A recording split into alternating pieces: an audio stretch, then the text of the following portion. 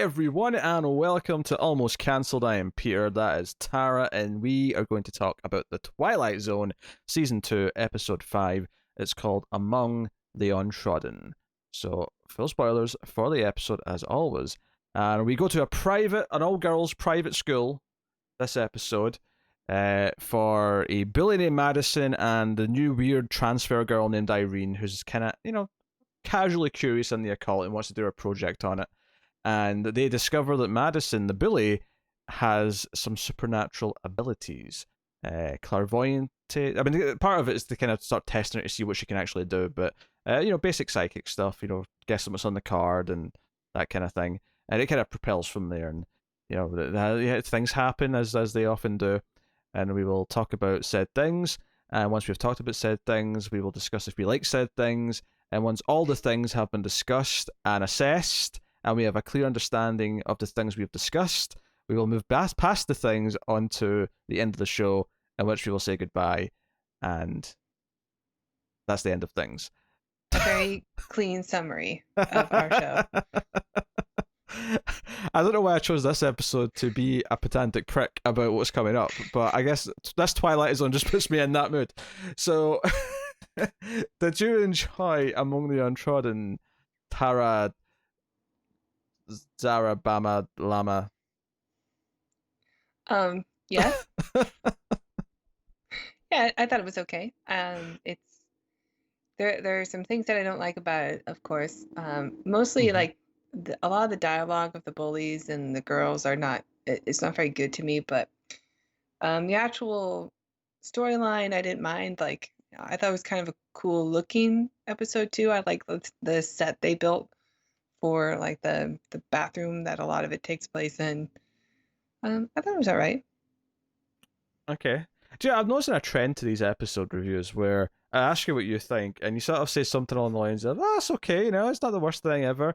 And then over the course of the episode, you clearly hate it as much as I do, but refuse to admit it as much. No. That doesn't sound like me at all. That's exactly like you. I'm just saying. All right.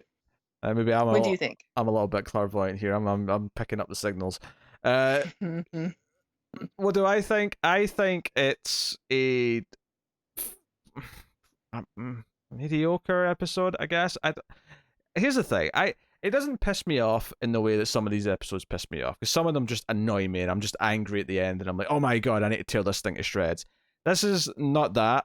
Almost to a frustrating degree where I don't really like it that much, but I also I'm not angry enough to sit and rant about it and be like, oh my god, I can't believe they did this. Those scumbags, how dare they write this on paper?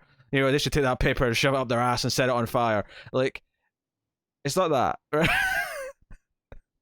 I would agree. But at the same time, though, like, the episode started, we're in the classroom, and introduces the girl, the new girl, Irene, and it's doing that thing that's in every American show and movie about a kid being introduced to the class when they've transferred, and the kids in the class are openly just saying nasty things. And I'm like, when I was in school, if someone said anything like that out loud when someone was introducing a new student, they would have immediately got sent out the class and got detention. There'd have been no tolerance of this shit whatsoever. It's such a trope. You didn't go to school in America. Yeah, apparently not. Maybe this just flies because the teachers have no backbone. I don't know what's going on.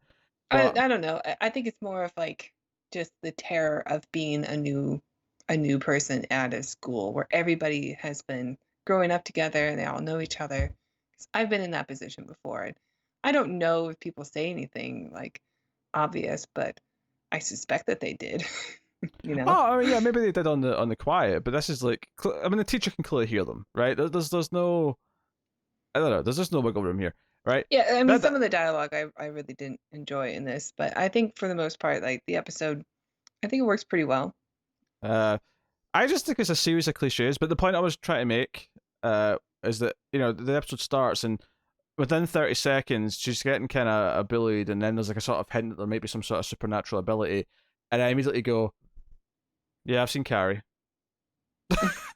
I've seen Carrie. Yeah, it's definitely a Carrie episode. Yeah, I'm not, and it tries to do sort of twists and turns, but the most frustrating thing is that it introduces. I mean, it technically introduces this element in the first scene, but it doesn't properly introduce it until about halfway through.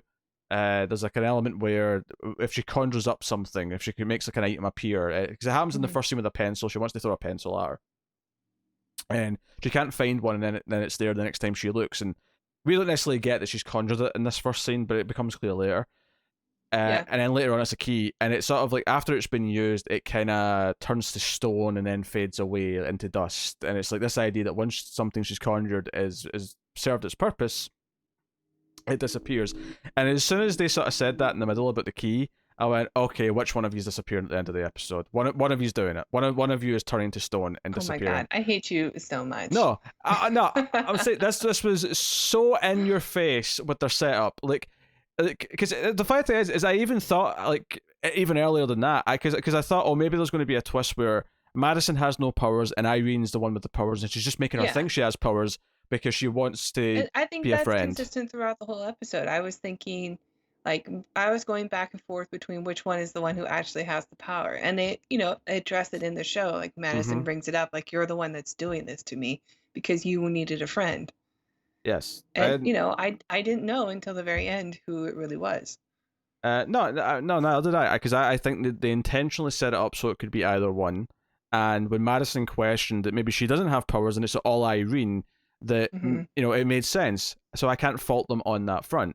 But the second, it was the line of dialogue. It was when the key faded away, and it's like, well, what was happening? And Irene's like, well, I guess it served its purpose, so once it served its purpose, it just goes. And then, Madison has a line like, oh, so I have to conjure a key up every time? That's lame. And I'm like, you're telegraphing the ending, because this is clearly one of these two people has been conjured to serve the purpose to the other, whichever way around it is. And whatever one is not the one with the powers, they're going to fade away at the end of the episode. It was so clear. It was in big neon letters. This was not me overthinking it. They put it out on a platter and they said, this is what you get at the end of the episode. And I was like, okay, fine. We'll see what happens before then, I guess. All right.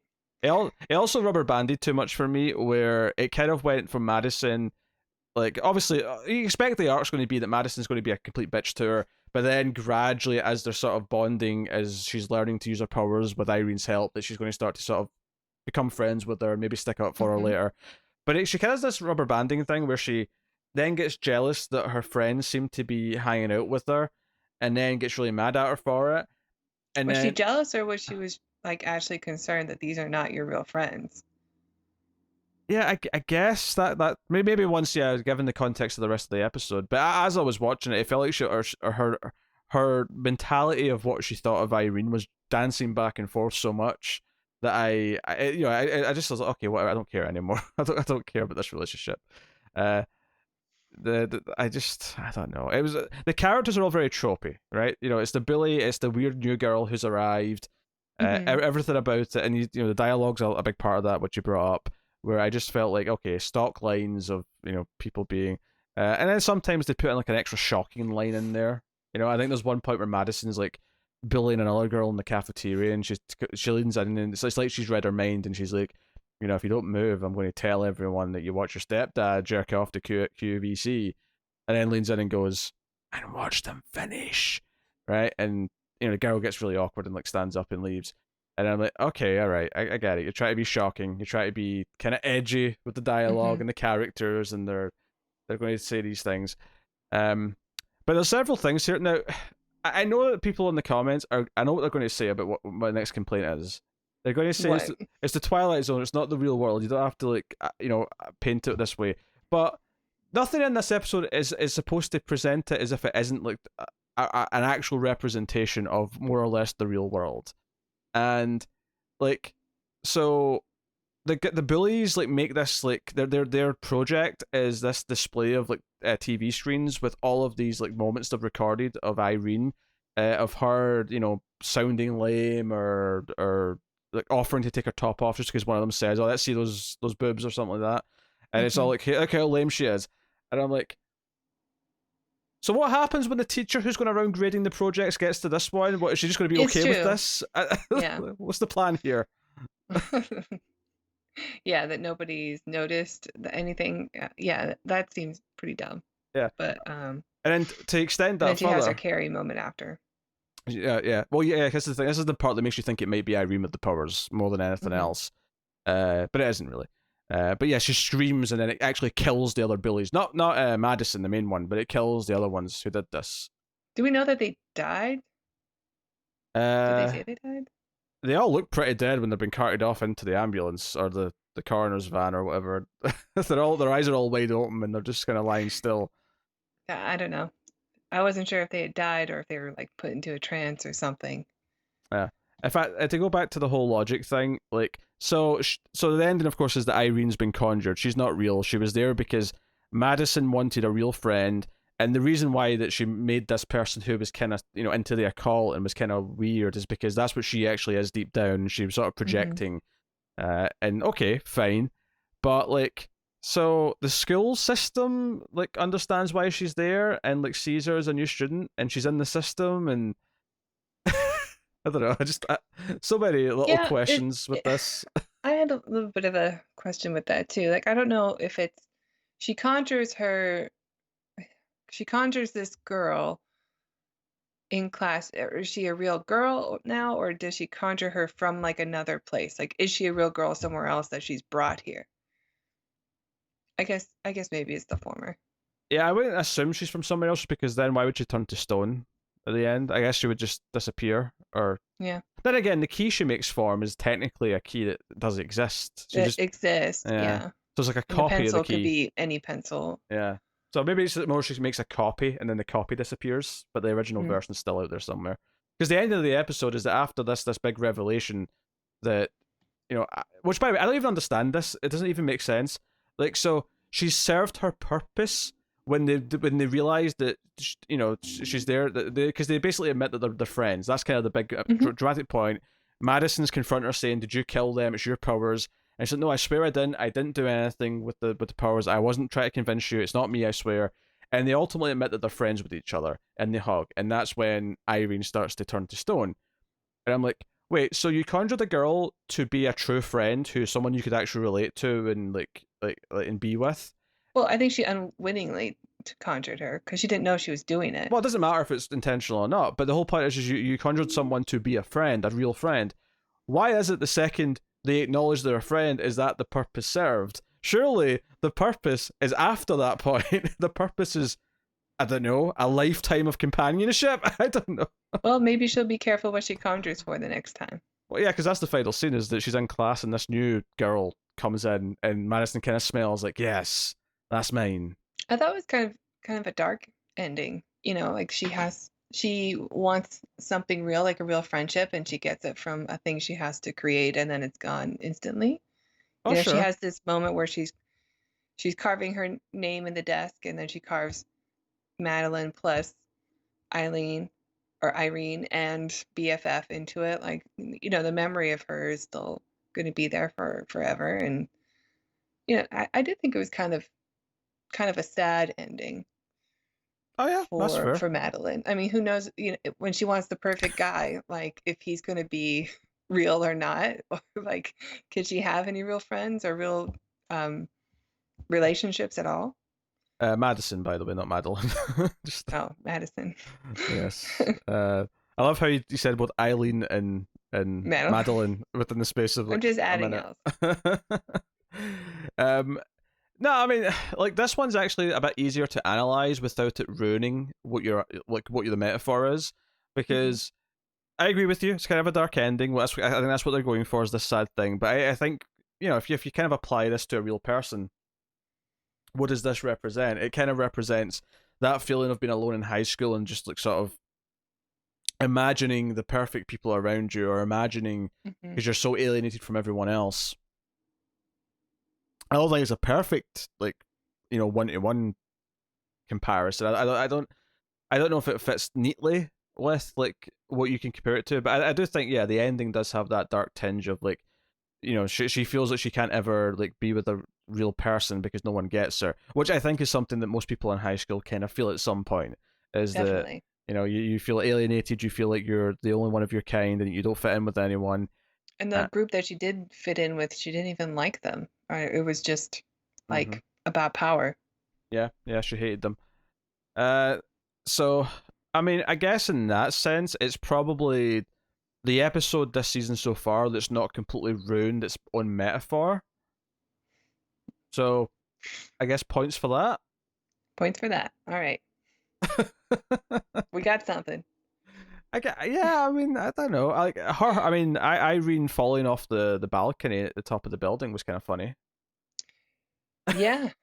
That was the part where I went, okay, is she going to be like evil or more than what she says she is? Like, clearly we don't know if she's the one who has the power or not, Mm-hmm. because she survives and there's no blood or anything. It's just a thud on the ground, and it's like, okay, did she save herself or did Madison do it?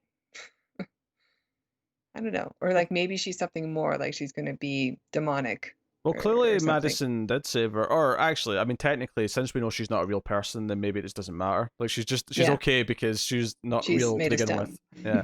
Yeah. So I guess that tracks well enough.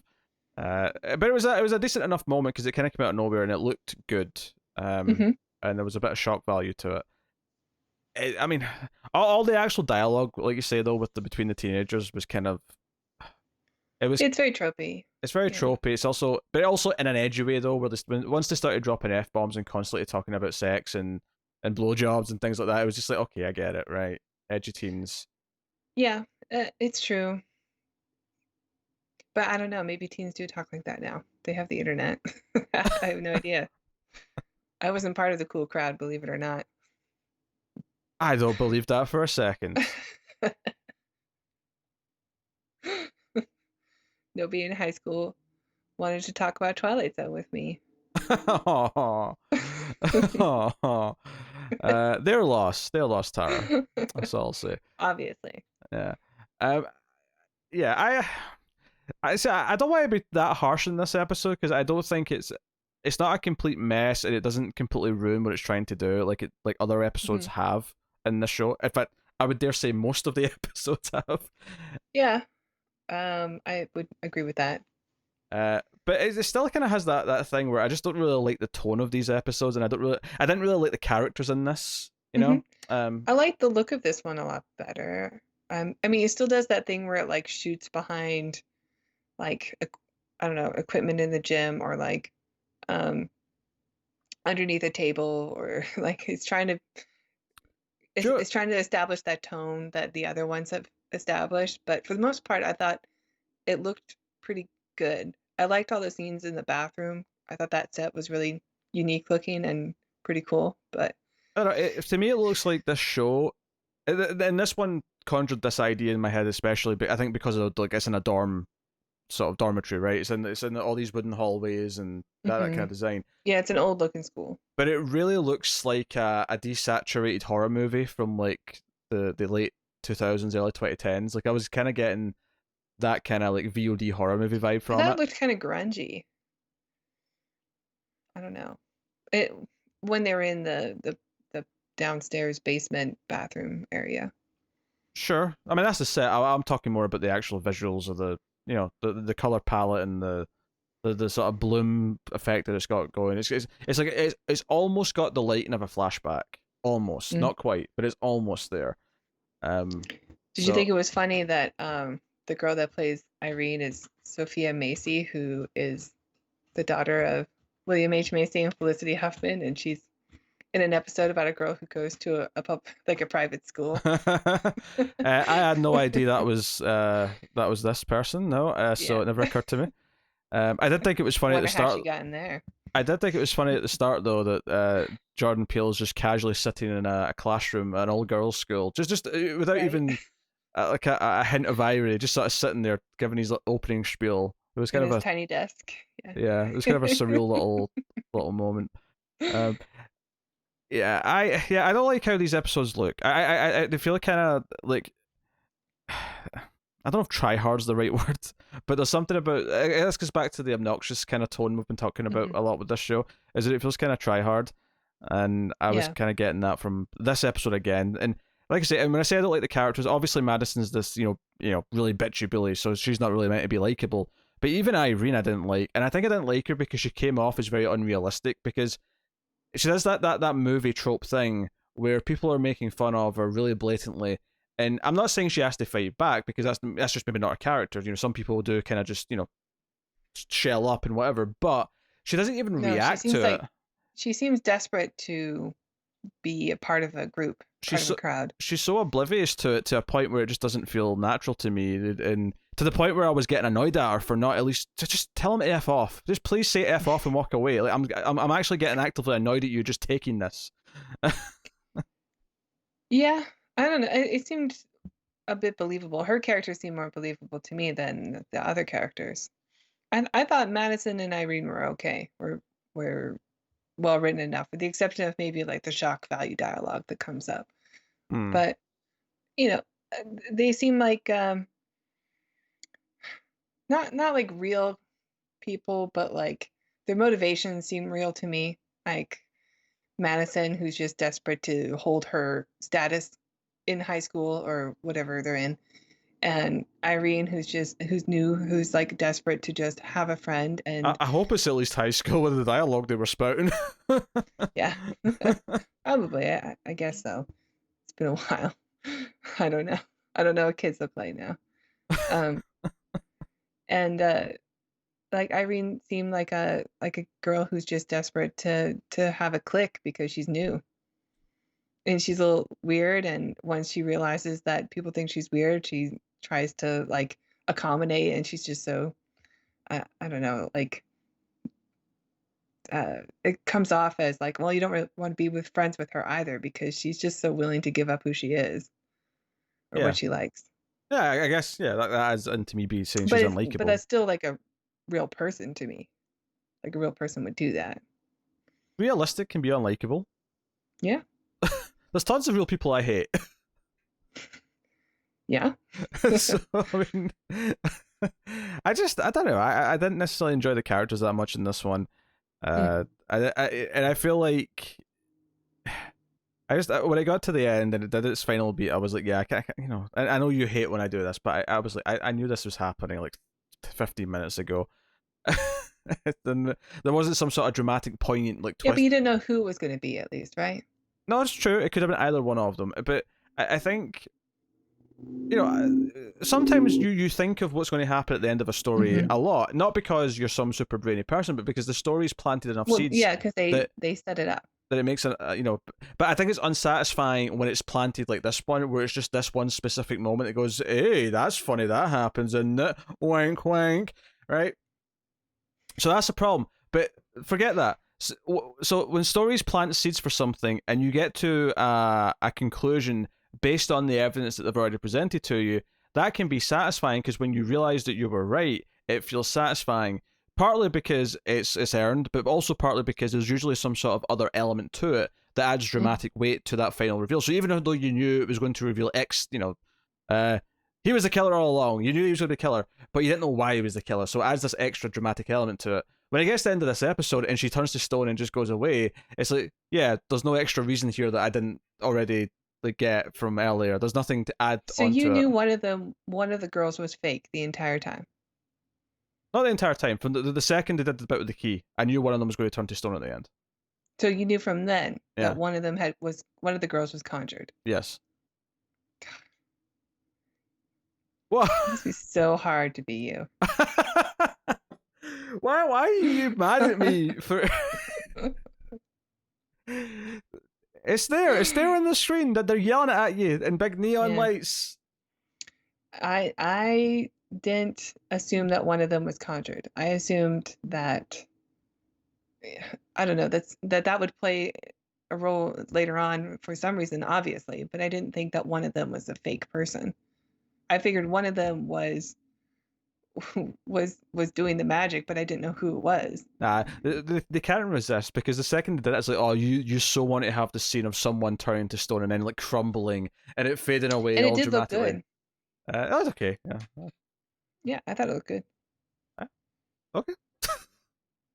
I didn't mind this episode. This one might be the best one of the season for me.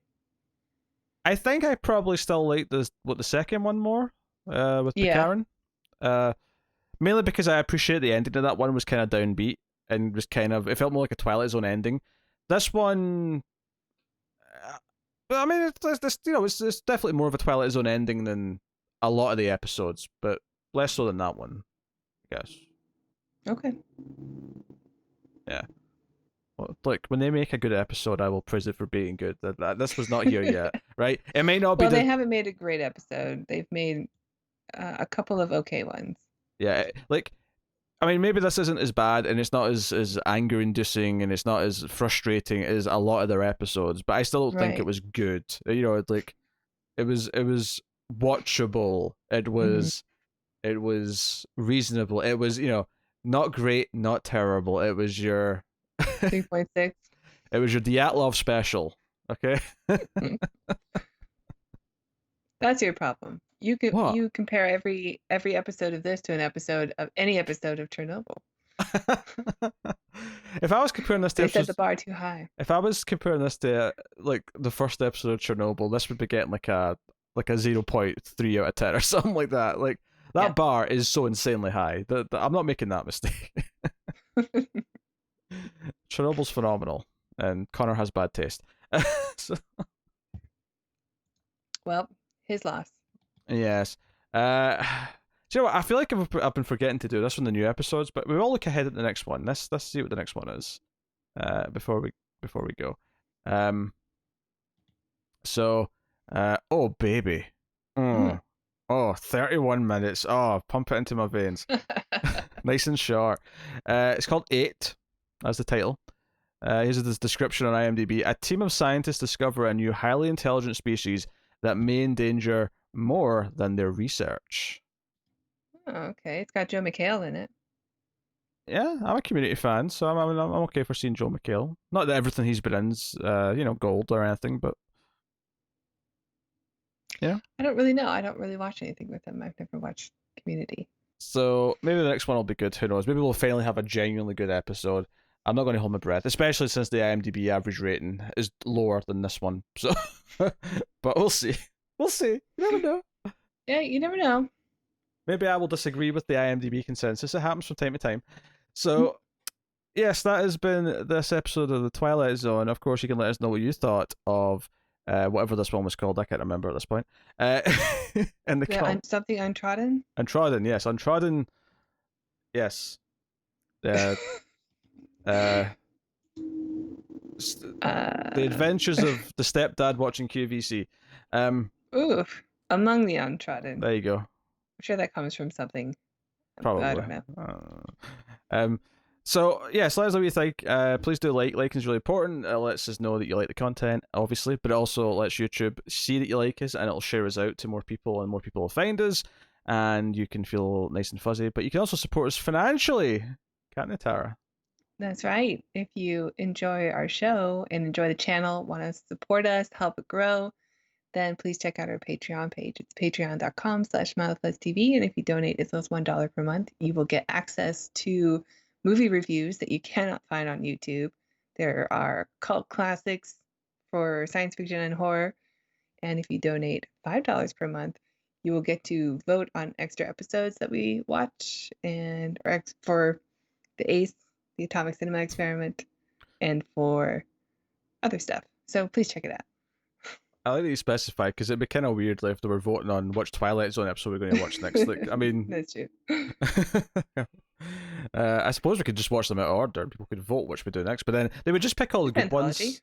They'd pick all the good ones first, though, so we'd end up having all the good ones out the way in the first year or two, and then it'd just be years of misery. We won't put them on the vote. They can vote on whatever we choose.